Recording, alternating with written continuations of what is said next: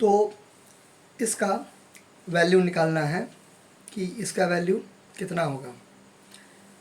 तो कैसे निकालेंगे, देखिए समस्या में ही समाधान छिपी होती है, यानी कि दैट मीन्स प्रॉब्लम में ही सलूशन रहता है।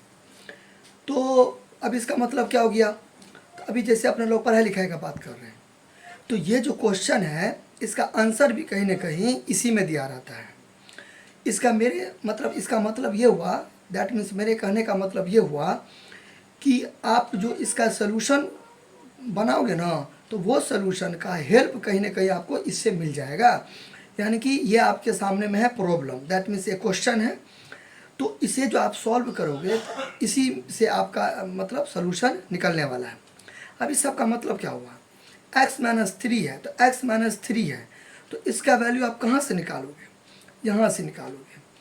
इसके आपको इतना घसना नहीं है, इसके मदद से निकालोगे, ठीक है। तो यानी कि चूँकि 2x - 6 = 18 ये दिया हुआ है, या सुनो, अब इससे हमको खींचना है क्या, इस टाइप का ये वाला। तो वो मैं कैसे करूँगा, मैं निकालूंगा दोनों में कॉमन। देखिए अब तो आपको कहीं ना कहीं पता चल गया होगा कि ये सॉल्यूशन है इसका, ये मान लीजिए आपका एक तरीक़ा से प्रॉब्लम है, इसका सॉल्यूशन इसी में है। कहाँ से है, ये आपको बोला निकालने के लिए, तो इसके मदद से मैं इसे फाइंड करूँगा। तो अब इसका मैं निकालूंगा HCF, किसका, इसका। आपको ध्यान रहे कि इतना घसना नहीं है, इसका HCF निकालूंगा। तो कैसे निकालूंगा, मैं देखूंगा कि 2x - 6 है ना, 2x - 6, इसमें आपका क्या मिल रहा है, कॉमन। तो दोनों में कॉमन है 2। अब ये कैसे मैंने पता लगा लिया कि दोनों में कॉमन 2 है, तो इसके लिए आपको 2x को फैक्टर करना पड़ेगा, यानी कि तोड़ना पड़ेगा। तो इस हिसाब से मैंने तोड़ दिया। 6 को 100 में करूँगा प्राइम फैक्टराइजेशन, अभाज्य गुणनखंड, तो इस हिसाब से मैंने तोड़ दिया।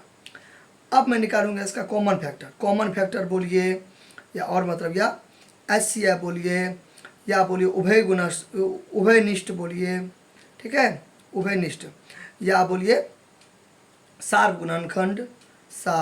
गुणनखंड, एक ही हुआ। तो यानी कि ये क्या होता है, इतना जो मैंने लिखा है सब एक ही हुआ। ये क्या होता है, जो दोनों में मिल जाता है ना वो लिखते हैं। तो दोनों में क्या मिला, एक सेकेंड, हो ना। तो यानी कि ये जो है CF HCF उभयनिष्ठ सार्वगुणन सब एक ही होता है। तो क्या मिला, 2 इसमें भी है, जो सब में मिल जाता है ना वो लिखते हैं। ये होता है रूल HCF का। और LCM का क्या होता है, HCF that means highest common factor. Common factor भी इससे बोल सकते हैं, तब नो बात। CF का फुल फॉर्म कॉमन फैक्टर।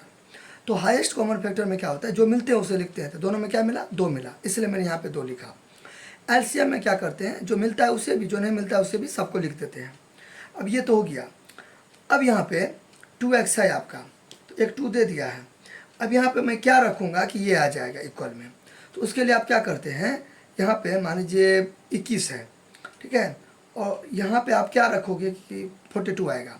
तो आप 42 को ऊपर में देते हो और 21 को नीचे में रखते हो, तो काट कुट के कितना हो गया, 2 हो गया। तो 2 लिखते हो, तो अपने दोनों को गुना करते हो, ये आता है। यहाँ पर भी सेम, 2x को ऊपर करेंगे, 2 को नीचे करेंगे, दोनों के बीच में कुछ नहीं, तो गुना कर क्या करेंगे, x।